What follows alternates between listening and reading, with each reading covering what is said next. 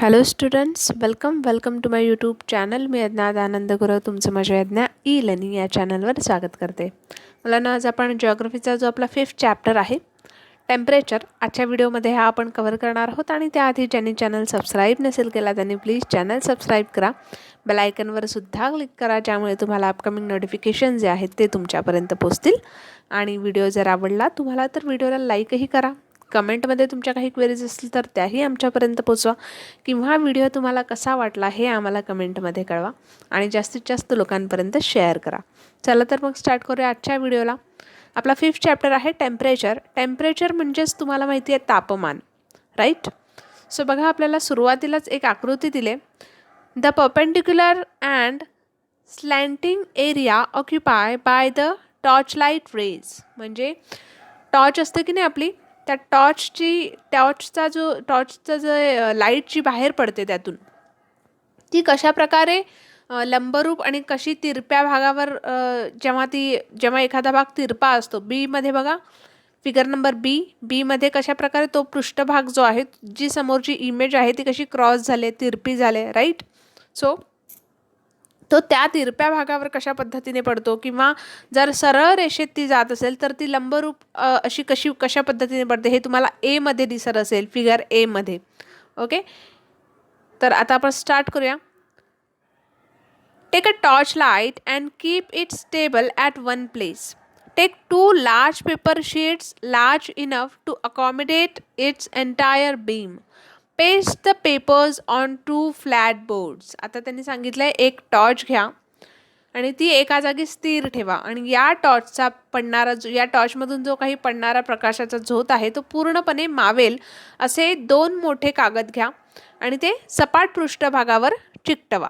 Okay, then hold the board perpendicular to the beam, that is 5.1 A. आता कागदाचा टॉर्चशी 90 degree असा कोन तुम्हाला तयार होईल अशा पद्धतीने तो टॉर्च जो आहे तो धरायचा आहे. ठीक आहे, जसं आपल्याला 5.1 A मध्ये दाखवलं आहे. त्याच्यानंतर draw the outline of the area lit up by the beam, name the paper A. त्याच्यानंतर त्यांनी सांगितलं आहे आता टॉर्चचा जो झोत आहे तो कागदावर सोडायचा आहे आणि प्रकाश झोताने व्यापलेला जो भाग आहे तो पेन्सिलने आपल्याला रेखांकित करायचा आहे आणि त्याला आपल्याला A नेम द्यायचं आहे. Now use the other paper, hold it in such a way that it makes an angle of 120 degree with the beam, that is figure number 5.1 B. Draw the outline of the area occupy by the beam, name the paper B, then observe both the paper A and B. त्याच्यानंतर आपल्याला सांगितलं आता दुसरा कागद जो आहे तो घ्यायचा आहे आणि हा कागद त्या टॉर्चशी, म्हणजे त्या टॉर्चचा जो काही उजेड पडेल तो तिरपा पडेल अशा पद्धतीने 120 अंशाचा कोन करणारा असे आपल्याला तो पेपर जो आहे तो तशा पद्धतीने धरायचा आहे. ओके, जसं त्यांनी फिगर नंबर 5.1 B मध्ये दाखवलं आहे. ठीक आहे, त्याच्यानंतर टॉर्चचा जो झोत आहे, जो प्रकाशाचा झोत आहे तो या कागदावर आपल्याला सोडायचा आणि प्रकाश झोताने व्यापलेला भाग जो आहे तो पेन्सिलने आपल्याला रेखांकित करायचा आहे आणि या कागदावर आपण B हे नेम द्यायचे. ठीक आहे, आता दोन्ही कागदांचं त्यांनी आपल्याला ऑब्झर्वेशन म्हणजे निरीक्षण करायला सांगितलेलं आहे. त्याच्यानंतर now tell on which paper does the beam occupy a larger area. आता कोणत्या कागदावर प्रकाश झोताने व्यापलेली जी जागा आहे ती जास्त आहे? ऑफकोर्स Bवर, राईट, कारण तो आपण तिरपा ठेवला आहे. Okay, then on which paper is the area smaller. कोणत्या कागदावरती कमी आहे? तर Aवर कमी आहे, बरोबर. Then now change the angle between the beam of light and the paper. Observe the changes that occur in area occupy by the beam of light. आता टॉर्च आणि कागद याच्यातील कोणात आणखीन बदल करून जो काही प्रकाश झोत आहे त्या प्रकाश झोताने व्यापलेला जो भाग आहे त्या भागाबाबत काय होते हे तुम्हाला पाहायचं आहे, हे तुम्हाला करून बघायचं आहे. Then what is the relation between the angle of the paper and the area occupy by the beam. आता प्रकाश झोताने व्यापलेली जी जागा आहे ती कागदाचा कोन जो आहे तो यांचा कशा प्रकारे सहसंबंध असेल, कशा प्रकारे त्यांचं रिलेशन असेल हे तुम्हाला सांगायचं आहे. त्याच्यानंतर बघा आपल्याला एक्सप्लेनेशन दिलं आहे. या सगळ्या प्रश्नांची उत्तरं तुम्हाला इथे खाली दिलेली आहेत. भौगोलिक स्पष्टीकरण दिलं आहे. Sun rays coming toward the earth travel in straight line. म्हणजे पृथ्वीवर येणारे जे सूर्यकिरण आहेत, सन रेज आहेत, ते सरळ रेषेत येतात. बरोबर. However as the earth is spherical in shape, this are not perpendicular to all the parts of the earth surface. पृथ्वी ही गोल असल्यामुळे हे किरण पृथ्वी पृष्ठभागावर सर्वत्र लंबरूप पडत नाहीत. In some parts they are perpendicular, whereas in other parts they are slanting. Let us see what effect it has on the earth. काही हे किरण जे आहेत ते काही भागात कसे पडतात लंबरूप, तर काही भागात हे तिरपे पडतात. ओके, त्यामुळे पृथ्वीवर काय होते हे पाहू. The perpendicular rays occupy less area. Perpendicular rays जे असतात, लंबरूप जे असतात, ते कमी जागा व्यापतात, जसं आपल्याला फिगर नंबर 5.1a मध्ये दाखवलंय. Okay, the part where the rays occupy lesser area receives bright sunshine and greater heat, and hence the surface there gets heated more and the air becomes hotter. आणि कमी जागा ज्यावेळेस ते प्रकाशकिरण व्यापतात, त्यावेळेस ती कमी जागा व्यापलेल्या भागात प्रखर असं प्रकाश जो आहे किंवा जास्त उष्णता जी आहे ती मिळते. त्यामुळे तेथील पृष्ठभाग जो आहे तो जास्त प्रमाणात तापतो आणि तेथील हवासुद्धा ही जास्त तापलेली असते. त्याच्यानंतर द स्लॅन्ट रेज म्हणजे जे तिरपे प्रकाशकिरण पडतात की नाही ते. So the slant rays occupy a larger area. ते काय करतात, ते लार्ज म्हणजे जास्त जागा व्यापतात, जसं फिगर 5.1b मध्ये दाखवलं आहे. In this area, sunlight appears less bright and there is less heat. जी सनलाईट आहे ती कशी असते, लेस असते, म्हणजे कमी प्रखरता असते त्या प्रकाशाची, आणि देर इज लेस हीट, उष्णता सुद्धा कमी असते. Hence the surface there gets less heated and the air too is less hot. आणि म्हणून तिथला जो पृष्ठभाग असतो तो कमी तापतो आणि हवासुद्धा तिथली कमीच तापते त्या मानाने. Okay, then do it yourself. आता तुम्हाला करून बघायला सांगितले. The region mark A in figure 5.2 receives perpendicular rays, while the region marked B receives slant rays, and in the region marked C the rays are extremely slanting. आता तुम्हाला आकृती 5.2 मध्ये दाखवल्याप्रमाणे, म्हणजे 5.2 इथे खाली आहे आकृती बघा, ही 5.2 आकृती आहे. ओके, सो या आकृतीत तुम्हाला दाखवल्याप्रमाणे ए या प्रदेशात सूर्यकिरण लंबरूप पडत आहेत. बघा इथे आपण आकृती बघूया. ठीक आहे, ए हा जो प्रदेश आहे इथे काय सूर्यकिरण कसे पडतात, हे लंबरूप पडतात. बी या प्रदेशात सूर्यकिरण तिरपे पडतात. ओके, आणि सी या ठिकाणी ते कसे पडतात, खूप असे जास्त प्रमाणात तिरपे झालेत, राईट, क्रॉस झालेत. बरोबर. आता त्यांनी आपल्याला खाली बघा काय विचारलंय. Using the scale measure the length of the lit up proportions on the earth surface in A, B and C region. आता पृथ्वी पृष्ठभागावरील A, B आणि C या प्रदेशातील जो प्रकाशित भाग आहे त्या प्रकाशित भागाची तुम्हाला मोजणी करायची आहे. मोजपट्टी जी आहे ती वापरून तुम्हाला त्याची रुंदी जी आहे ती मोजायची आहे. त्याच्यानंतर measure the width of the rays shown between the earth and the sun. आता सूर्य आणि पृथ्वी यांच्या दरम्यान पृथ्वीकडे येणाऱ्या किरणांची जी जाडी आहे ती तुम्हाला मोजायची. Okay, then considering the parallels of latitude mark in the figure, tell the regions where the temperature will be high, moderate and low. आता आकृतीत त्यात दिलेल्या अक्षवृत्तांचा विचार करून पृथ्वीवर कोणत्या वृत्तापाशी तापमान जे आहे ते जास्त असेल ते तुम्हाला सांगायचे. Then discuss this in the class and write the answers in your notebook. आता हे सगळं तुम्हाला डिस्कस करायचं आहे तुमच्या क्लासमध्ये. आता इथे आणखीन हेही विचारलं आहे, टेम्परेचर म्हणजेच कोणत्या वृत्तापाशी ते मध्यम असेल तर कोणत्या भागात ते कमी असेल हे सुद्धा विचारलं. हे सगळे प्रश्न तुम्हाला डिस्कस करायचे आणि याची उत्तरं वहीत लिहायची आहेत. त्याच्यानंतर बघा ही तुम्हाला आकृती दिली आणि या आकृतीच्या आधारे ते वर जे प्रश्न आपण पाहिले होते हे, तर हे या आकृतीच्या बेसवर आहेत. ओके, आता एक्सप्लेनेशन बघूया. Sun rays falling on the earth are straight and parallel to each other. पृथ्वीवर येणारी जी सूर्यकिरणे आहेत ती सरळ रेषेत आणि एकमेकांना अशी कशी आहेत, पॅरलल आहेत म्हणजे समांतर आहेत. ओके, पॅरलल हा शब्द तुमचा मॅथ्समध्ये सुद्धा आलाय, राईट, पॅरलल. ओके, सो ह्या कशा आहेत, स्ट्रेट आहेत आणि पॅरलल टू इच अदर म्हणजे एकमेकांना समांतर आहेत. However, we have seen that due to the spherical shape of the earth and the resultant curvature of the surface, they occupy a larger or lesser area. पण पृथ्वीचा गोल जो आकार आहे आणि गोल आकार असल्यामुळे होणारी जी वक्रता आहे, ओके, गोल आकार आहे त्याच्यामुळे कसं काय होतं आहे, सूर्याची जी किरणं आहेत ती तिरपीसुद्धा काही भागात पडतात, बरोबर. जसा पृथ्वीचा शेप आहे त्याप्रमाणे ती सूर्याची किरणं त्याच्यावर पडतात, राईट. आणि ती गोल असल्यामुळे आणि ती वक्र असल्यामुळे सूर्यकिरणं ही जास्त किंवा कमी जागा व्यापतात आणि हे आपल्याला आपण पाहिलेलं आहे, बरोबर. त्याच्यानंतर this leads to unequal distribution of the heat received from the sun, resulting in decreasing temperature from the equator to the north and south poles. Based on the distribution of temperature, the earth can be divided into temperate and frigid zones, or tropical, temperate and polar region. Try to understand this from figure 2.4 and 5.3.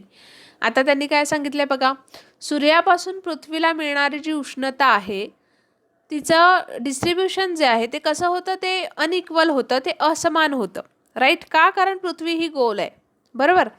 आणि याचा परिणाम कशावर होतो, तर विषुववृत्तापासून उत्तर ध्रुवाकडे तसेच दक्षिण ध्रुवाकडे तापमानाचे जे डिस्ट्रीब्युशन होतं ते सुद्धा मग अनइक्वलच होतं, ते सुद्धा असमान होतं.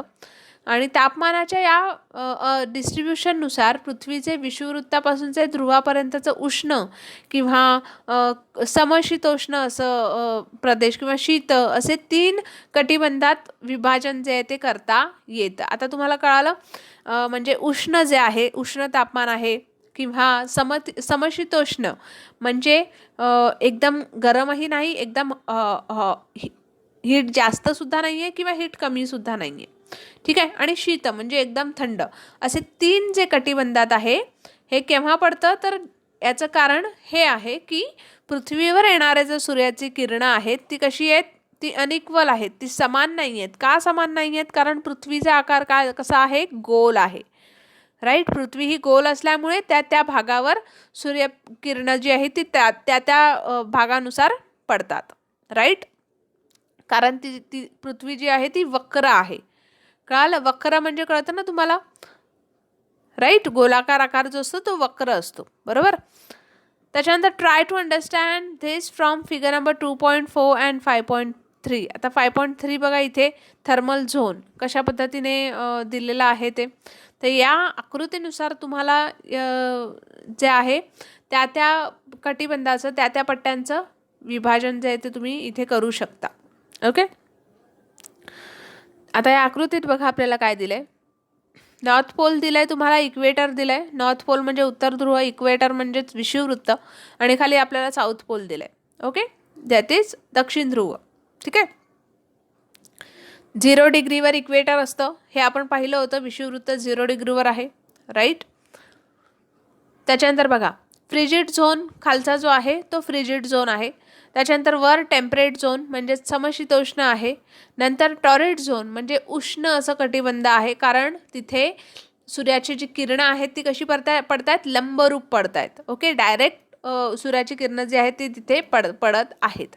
त्याच्यानंतर टेम्परेट झोन अगेन समशीतोष्ण म्हणजे वक्र आकार आहे, गोलाकार आहे, त्याच्यामुळे त्या भागात कसा पडतंय सूर्याची किरणं ही समशीतोष्ण अशी पडतात. आणि पुन्हा फ्रिजिड झोन म्हणजे खूप कमी अशी सूर्याची किरणं पडतात, त्याच्यामुळे तो भाग कसा आहे, शीत आहे. ठीक आहे, समजलं. नंतर बघा आपल्याला काय सांगितलंय, Though latitude is the main factor, there are other factors also which influence the distribution of temperature. However, their effects are limited to a particular region. These factors are as follows. आता अक्षांश हेच फक्त याचं मुख्य कारण नाही आहे. ठीक आहे, पृथ्वीवर जे टेम्परेचरचं डिस्ट्रीब्युशन होतं आहे त्याचं फक्त अक्षांश हेच मुख्य कारण नाही आहे. तर इतरही घटक आहेत जे तापमानाच्या असमान वितरणास म्हणजे अनइक्वल डिस्ट्रीब्युशनला कारणीभूत आहेत. पण या घटकांचा परिणाम प्रादेशिक पातळीवर तितकासा मर्यादित म्हणजे त्या पातळीपुरताच तेवढा मर्यादित असतो. ठीक आहे, आता हे घटक पुढील प्रमाणे आहेत बघा. नियरनेस टू द सी म्हणजे समुद्र सानिध्य. ओके, त्याच्यानंतर कॉन्टिनेंटॅलिटी म्हणजेच खंडांतर्गत. Okay, height above the mean sea level and physical setup of a region are factors that lead to diversity in the climate of different region. Other than these factors like cloud cover, winds, vegetation cover, urbanization, industrialization, etc. also influence the local climate. म्हणजे समुद्र सानिध्य किंवा खंडांतर्गत किंवा समुद्र सपाटीपासूनची जी उंची आणि प्राकृतिक रचना या घटकांनुसार त्या प्रदेशांमधील हवामानात विविधता आढळते. याशिवाय ढगांचं जे आच्छादन होतं किंवा वारे वाहतात, वनाच्छादन जे होतं किंवा नागरीकरण होतं, औद्योगिकरण जे होतं, त्या सगळ्या घटकांचा परिणाम जो आहे तो सामान्यतः स्थानिक हवामानावर होतो, म्हणजे तिथल्या हवामानावर तो होत असतो. Now can you tell how will the rays fall between. आता तुम्ही सांगू शकता का? बघा आपल्याला काय विचारलंय. 0 degree and 23 degree 30 minute north and south, 23 degree 30 minute and 66 degree 30 minute north and south, then 66 degree 30 minute and 90 degree north and south. आता त्यांनी आपल्याला सूर्यकिरण कशा पद्धतीने पडतात हे त्यांनी आपल्याला प्रश्न विचारले आहेत. बघा 0° ते 23° 30 minute north and south. North आणि साऊथला कशा पद्धतीने पडतं तर टेम्परेट झोन असतं बरोबर. इथे आपल्याला थर्मल झोन जी आकृती दिली 5.3 त्याच्यानुसार तुम्हाला कळतंय हे. ठीक आहे, नंतर बघा 23 degree 30 minute and 66 degree 30 minute north and south. आता नॉर्थ आणि साऊथला कसं आहे बघा, टेम्परेट झोनमध्ये आहे आणि 0 to 23 मध्ये कसं आहे टॉरिड झोन आहे. सॉरी, याच्या आधीचं उत्तर जे आहे ते कसं आहे टॉरिड झोन आहे आणि नंतर सेकंड क्वेश्चन जो त्यांनी विचारला त्याचा आन्सर काय आहे टेम्परेट झोन आहे. त्याच्यानंतर थर्ड आहे 66 degree 30 minute and 90 degree north and south. तिथे कसं आहे फ्रिजिड झोन आहे. ओके, नंतर बघा use your brain power. Tell if the following statement is right or wrong, give the reason. आता खाली जे आपल्याला स्टेटमेंट दिलं आहे ते बरोबर आहे का किंवा चूक आहे हे आपल्याला सांगायचं आहे. In order to understand the climate of a region the latitudinal extent is more useful than the longitudinal extent. म्हणजे एखाद्या प्रदेशाचे हवामान समजण्यास रेखावृत्तीय विस्तारापेक्षा अक्षवृत्तीय विस्तार हा अधिक उपयोगी असतो का हे तुम्हाला सांगायचं आहे. Okay, then let us perform an experiment to see that there is a difference in the heating and cooling of land and water. आता जमीन आणि पाणी हे दोन्ही तापणे किंवा थंड होणे यात असमानता असते, यात अनइक्वल असते. तर हे समजण्यासाठी आपण एक कृती करूया. Okay, do it yourself. करून बघा. बघा त्यांनी आता आपल्याला काय सांगितले करायला. Take 2 pots of the same size and fill them with water equally. At sunrise, keep one of the pots inside the house and other one outside. See that it remains in the sun all the time as shown in figure 5.4b. आता तुम्हाला 2 pot घ्यायचेत म्हणजे 2 भांडी घ्यायचेत. त्यात equal असं पाणी भरायचं आहे आणि एका भांड्यात एक भांडं जे आहे ते घरातच ठेवायचं आहे आणि दुसरं भांडं जे आहे ते सूर्योदयाच्या सुमारास घराबाहेर ठेवायचं आहे.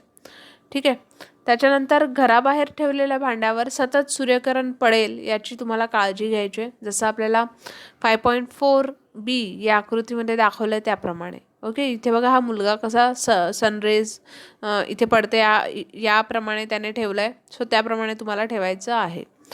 Then in afternoon walk barefoot on the floor inside the house and feel the temperature of the floor. Feel the temperature of the water in the pot inside. आता दुपारच्या दरम्यान घरातल्या जमिनीवर अनवाणी तुम्हाला चालून जमिनीच्या तापमानाचा अंदाज घ्या आणि पाण्यात हात घालून पाण्याच्या तापमानाचा अंदाज घ्या. Then perform the same activity outside the house and get the feel of the temperature of land and the water kept in the sun. Write down your observation about the temperature and land, about the temperature of land and water. आता हीच जी कृती आहे ती same तुम्हाला घराबाहेर जे तुम्ही पाणी ठेवलं आहे सो त्याबरोबर करायचे, म्हणजे जमिनीच्या बाबतीत आणि भांडं जे आहे ते भरून ठेवलेलं आहे त्याच्या बाबतीत, त्या पाण्याच्या बाबतीत तुम्हाला ही सेम कृती करायची. ठीक आहे, आणि जमीन आणि पाणी यांच्या तापमानाबद्दलची जी निरीक्षणं आहेत, जे ऑब्झर्वेशन आहेत ते तुम्हाला वहीत लिहायचं आहे. Then do this again around 7 in the evening. आता संध्याकाळी 7 वाजता पुन्हा हा प्रयोग तुम्हाला करायचा आहे. Note your observation again. पुन्हा ऑब्झर्वेशन जे आहे ते तुम्हाला वहीत नोंदवायचं आहे. Now you can remove the pots, discuss all the observations you have noted in the class. आणि तुम्हाला जे काही तुम्ही ऑब्झर्वेशन म्हणजे ऑब्झर्वेशन जे काही तुम्ही केलं त्याबद्दल तुम्हाला वर्गात चर्चा करायची आहे. त्याच्यानंतर बघा ऑलवेज रिमेंबर, हे नेहमी लक्षात ठेवा. We normally think that air gets heated due to the sun rays and because of the hot air. The land and water get heated, but in reality what happens is as follows. आपण नेहमी आपल्याला असं वाटतं की सूर्यकिरणांमुळे हवा जी आहे ती तापते, गरम हवेमुळे जमीन पाणी तापतं आणि प्रत्यक्षात मात्र खालीलप्रमाणे घडत असतं. बघा काय, first land and water get heated due to sun rays. Later they radiate into the atmosphere. The heat that they have observed. As a result, the layer of air close to the surface gets heated. The heat gets transferred vertically to the adjacent upper layers of the air, and hence air closer to the surface is hotter, and as one moves higher up from the surface, the temperature of air decreases and the temperature near the sea level is higher and it decreases in the mountainous region. म्हणजे जमीन आणि पाणी हे सूर्यकिरणांमुळे प्रथम तापते, त्यानंतर जमीन व पाणी यांनी शोषलेली उष्णता जी आहे ती वातावरणात उत्सर्जित होते. त्यामुळे भूपृष्ठालगतचा जो हवेचा थर असतो तो म्हणजे पृथ्वीवरचा जो हवेचा थर असतो, जमिनीवरचा हवेचा जो थर असतो तो वरच्या दिशेने तापत जातो आणि म्हणूनच पृष्ठभागालगत हवा जी आहे ती कशी असते, जास्त गरम असते. आणि पृष्ठभागापासून जसजसं ती हवा वर जाते तसतसं त्या हवेचं तापमान जे आहे ते कसं होतं, कमी होत जातं. समुद्र सपाटीला असणारे तापमान जे आहे हे पर्वतीय भागात कमी झालेले आढळते. ठीक आहे, त्याच्यानंतर बघा एक्सप्लेनेशन बघा. You must have realized that the land cools down earlier than the water. The water kept outside in the sun is still a little warm. Due to this difference in the heating and cooling of land and water, the air over the land gets heated faster and also becomes cooler rapidly. The air over the water gets heated slowly and also loses the heat in a slower manner. In the coastal area, as compared to continental areas, the temperature of air is lower during the day but warmer at night. And contrary to this, the temperature of air in the continental areas is higher during daytime and lower at night. आता त्यांनी इथे आपल्याला काय सांगितलं आहे की तुमच्या असं लक्षात येईल की जमीन जी आहे ती पाण्याच्या तुलनेत लवकर थंड होते आणि उन्हात ठेवलेले पाणी जे आहे ते कोमट असं राहतंच. जमीन आणि पाणी यांच्या तापण्याच्या आणि थंड होण्याच्या फरकामुळे जमिनीवरील हवा जी आहे ती लवकर तापून लवकर थंड होते आणि पाण्यावरची जी हवा आहे ती उशिरा तापून ती उशिरा थंड होते. ठीक आहे. परिणामी समुद्रकिनारी भागात खंडांतर्गत भागापेक्षा हवेचे तापमान जे आहे ते दिवसा कसं असतं कमी असतं, तर रात्री ते कसं असतं जास्त असतं. आणि खंडांतर्गत भागात मात्र किनारी भागापेक्षा हवेचे जे तापमान आहे ते दिवसाचं जास्त असतं आणि रात्रीचं कसं असतं कमी असतं, lower at night. In the coastal area, because of the heating of sea water, water vapor get mixed in the air, and this water vapor holds the heat in the air. As a result, the air in the coastal areas remain moist and warm. Conditions in the continental areas are the opposite, as water vapor is absent. The air remains dry. This leads to the sharp differences in the day and night temperature. The difference in the maximum and minimum temperature of the day is called diurnal range of temperature. आता समुद्रकिनारी भागात समुद्राचे पाणी जे आहे ते तापल्याने पाण्याची वाफ जी आहे ती हवेत मिसळत असते आणि पाण्याची वाफ हवेतील तापमान जे आहे ते साठवू शकते आणि त्यामुळे या भागात हवा जी आहे ती कशी असते उबदार असते. ओके. आणि या उलट परिस्थिती खंडांतर्गत भागात असते, जशी बाष्प नसल्याने हवा जी आहे ती कशी असते कोरडी असते आणि परिणामी तापमानातील फरक जो आहे तो तीव्रतेने आपल्याला जाणवतो. आणि दिवसभराच्या जे कमी तापमान किंवा जास्त तापमानातील फरक जो आहे तो त्या ठिकाणी दैनंदिन तापमान कक्षा असं त्याला म्हणतात, रेंज ऑफ टेम्परेचर असं म्हणतात त्याला. In short, the difference in the day and night temperature is less in the coastal areas and more in continental areas. याचाच अर्थ काय, तर किनारी भागात दिवसाच्या आणि रात्रीच्या तापमानातील फरक जो आहे तो कसा असतो कमी असतो, तर खंडांतर्गत भागात कॉन्टिनेंटल एरियामध्ये जो तापमान असतं त्या तापमानातील फरक जो आहे तो कसा असतो जास्त असतो. For example Mumbai temperature are even but at Nagpur they very lot. म्हणजे मुंबईमध्ये टेम्परेचर जे आहे ते कसं असतं ते थोडं कमी असतं, म्हणजे इक्वल असतं, पण नागपूरमध्ये ते कसं असतं विषम असतं. ठीक आहे. In a coastal region of Konkan, the range of temperature is less, but in Vidarbha, the range of temperature found to be higher. त्याचप्रमाणे कोकण भागात टेम्परेचर जे आहे ते कसं असतं ते थोडं कमी असतं आणि विदर्भात जर तुम्ही पाहिलं तर तिथे तापमान हे वाढलेलं असतं. Therefore, coastal areas have an equable climate, whereas in continental areas the climate is extreme. आणि त्याचप्रमाणे कोस्टल एरिया म्हणजे कोकणी किनार भाग जो आहे तिथे जे तापमान आहे ते कसं असतं ते कमी असतं आणि जे कॉन्टिनेंटल एरिया आहे जसं नागपूर आहे, okay, like Nagpur is extreme, ते जास्त असतं तिथे. The difference in the mean temperature of summer and winter is called annual range of the temperature. आणि समर आणि विंटरमध्ये जे डिफरन्स असतो त्याला आपण ॲन्युअल रेंज ऑफ टेम्परेचर असं म्हणतो. नंतर बघा, do you know effect of green house gases. आता ग्रीन हाऊस गॅसेस जे आहेत त्याचे इफेक्ट काय आहेत, त्याचे परिणाम काय आहेत. हरितगृह वायू असं म्हणतात त्याला. Some gases in the atmosphere like carbon dioxide and water vapor can hold the heat within themselves for a long period of time. Due to these gases, the temperature of air in the atmosphere increases. The increasing proportion of these gases in the atmosphere leads to climate change. Climate scientists believe that this is the reason for the increasing temperature of the earth, and this change in climate is global. This is called global rise in temperature. The gases due to which the temperature increases are called greenhouse gases. वातावरणातील काही वायू जे आहेत जसं carbon dioxide आहे, पाण्याची वाफ आहे, हे जमिनीतून बाहेर पडणारी उष्णता जी आहे ती दीर्घकाळ स्वतःमध्ये सामावून ठेवू शकतात. आणि या वायूंमुळे वातावरणातील हवेचे तापमान कसे होते, वाढते. वातावरणातील या वायूंचे वाढते प्रमाण हे हवामानाचा बदल जे होतो ना त्याला कारणीभूत ठरतात. आणि याचं कारण आहे पृथ्वीचे तापमान वाढत असतं, आणि असं हवामान शास्त्रज्ञांचं मत आहे. हवामानातील हा जो बदल आहे हा सार्वत्रिक असतो, सगळीकडे असतो. यालाच आपण जागतिक तापमान वाढ असं म्हणतो, global rise in temperature.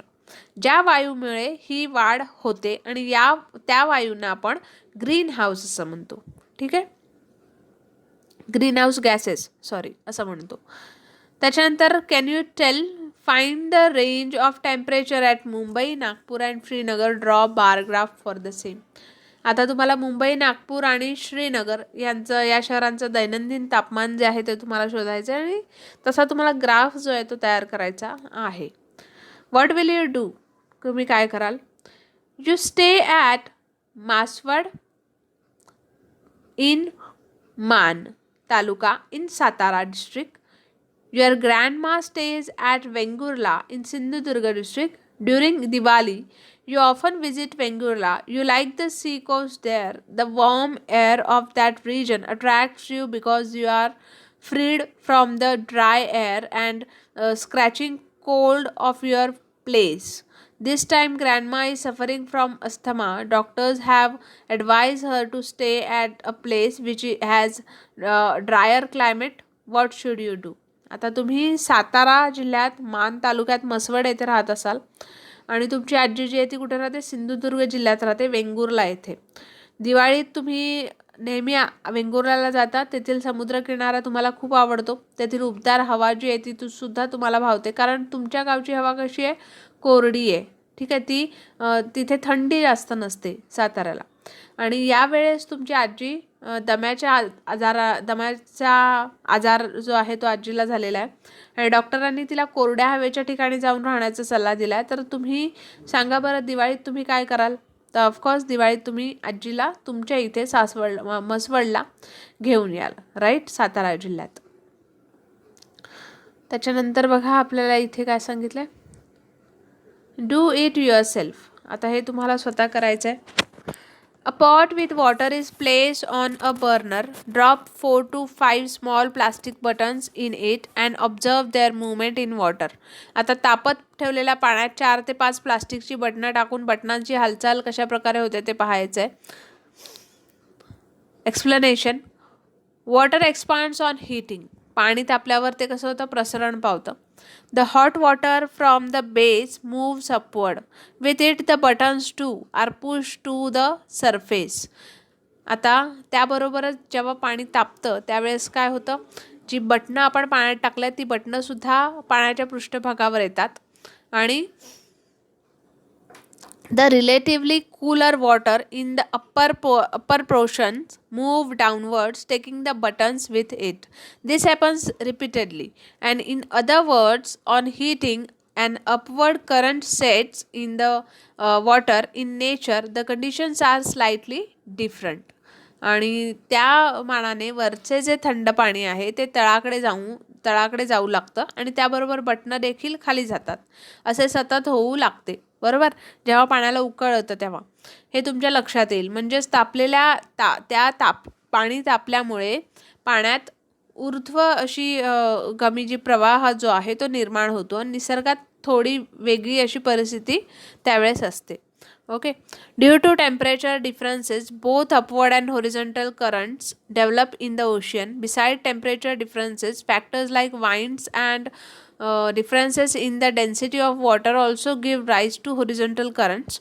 These ocean currents flow from the equator to the polar region and from the polar region to the equator. See figure number 5.6. आता तापमानातील या फरकामुळे महासागरामध्ये पाण्याचे जे ऊर्ध्वगामी तसेच क्षितिज समांतर असे प्रवाह निर्माण होतात.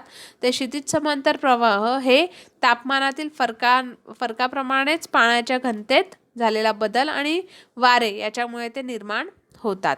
हे सागरी प्रवाह जे आहे ते विषुववृत्त म्हणजे इक्वेटर आणि ध्रुवीय प्रदेश